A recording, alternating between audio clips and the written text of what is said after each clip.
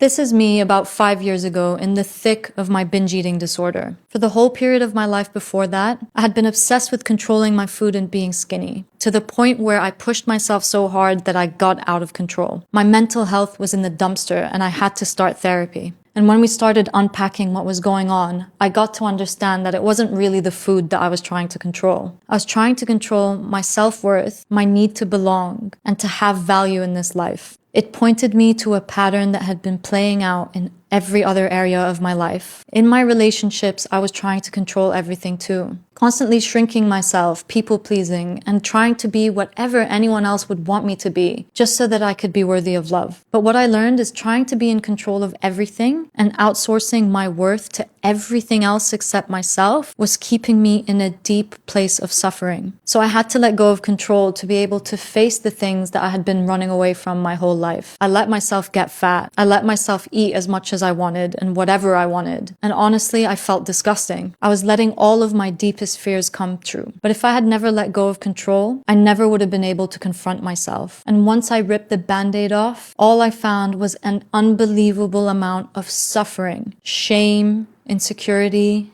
emptiness, loneliness. I had to spend an entire year sitting with those emotions, allowing myself to fully feel them and give them space so that I could come out of it on the other side. It turned out that I was never going to feel good enough by having an amazing body or having everyone around me like me. It was going to come from my ability to sit with all parts of myself and give them the love that they were wishing they would get from everything else. I'm sharing this because I know that I'm not the only one. I see it everywhere. People trying to place their happiness and value on everything outside of themselves.